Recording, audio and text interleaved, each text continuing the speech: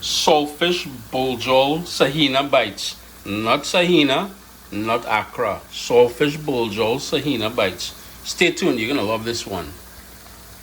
If you've seen that peach chutney recipe I shared a few days ago, you would have known this one was coming. We're doing, and I have leftover saltfish buljol.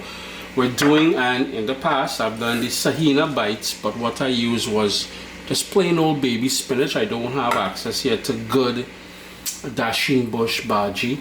So we're doing saltfish buljol Saheena bites to go to accompany, to take the peach chutney to prom. So here we go. We've got a nice big bowl because we're going to create the batter, and we'll be using yeast, which means we've got to allow it to sort of proof before we can fry them off.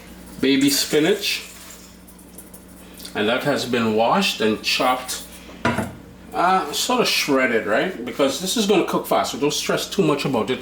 And this is what I like about using the baby spinach. Unlike the dashing bush bhaji, it tends to take a bit longer to cook. This one, not so much. Yellow split peas powder, and you gotta head over to your Caribbean grocery store and you will find it there.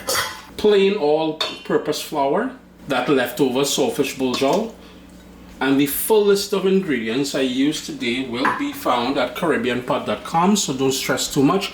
As always, Uncle Chris will sort all you out. Salt, and I'm not gonna go too heavy because I know the remaining salt in the salted cod that we use for the saltfish buljol. And if you're looking for the saltfish buljol recipe, there are a few versions on caribbeanpot.com. The most recent version I shared was when I did, I think it was about a week ago, I did the saltfish buljol pizza in the stone oven outside, in the wood-fired, not stone, wood-fired oven outside. So if you want to head over to caribbeanpot.com, you will find that there. Roasted jeera, or what we call, well, not we, but most people call cumin. So ground roasted cumin.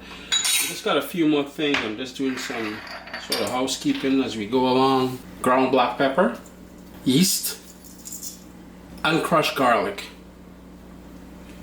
Now you will notice I didn't add any scotch bonnet or anything like that, any fiery pepper. In the saltfish buljol, I have all of those things. I also have garlic in there, I have bell peppers, I have onion, not onions.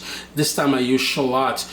But what we need now is to sort of bring this all together into a batter. So just before I go in with water, I'm just going to hit it all a stir, just to sort of start the process of incorporating everything. And we're going to start with 3/4 cups of water, and then we will adjust it to the sort of consistency that we want. Oh yeah, we lost some there, small thing. Rest in peace, but we're going strong still.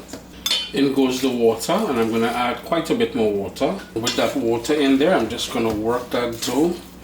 I can already tell I'm going to need some more water. This is why I said let's start off with 3/4 cups of water before we go in with any more. So it's already looking close to where I want it to be, but just for good measure, let's say 1 cup of water in total.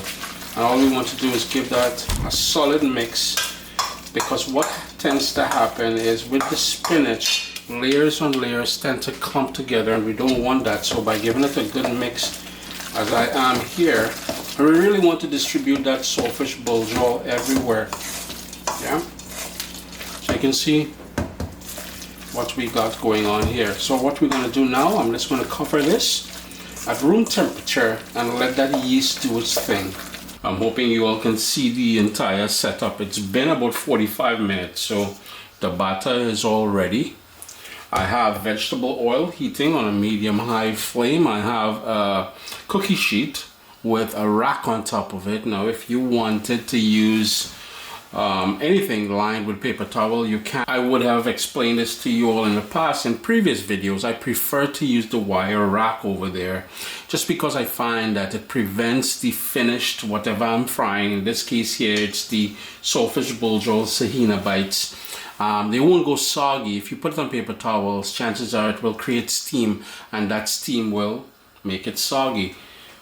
Gotta get it nice and hot. And all I'm doing is taking about a tablespoon or so and putting it into the hot oil, and immediately you're getting all these scent, the flavors I mean to say, I have a heightened sense of smell, so I'm getting the saltfish buljol, I'm getting the turmeric, I'm getting the garlic in there, I'm getting the jeera or cumin, all those wonderful flavors I'm getting all coming to light there.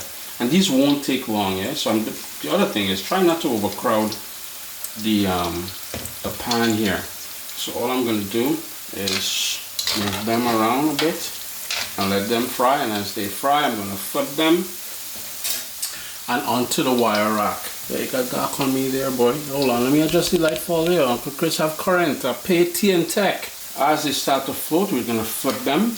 And we want to maintain the same sort of temperature so they crisp up on the edges and everything else. Yeah? And remember, if the oil is not hot enough, what's going to happen? It's going to become saturated with that oil. And the last thing I want for you all is to have a Saltfish Buljol Saheena Bites. Yeah, it's a long kind of title there. I don't want it soggy for you all. I want it nice and crisp and everything else. Remember, we've got that peach. Yeah, remember, we didn't go mango, we went peach chutney. So hold tight. All I'm waiting for now is for them to go golden, so I'm flipping them over.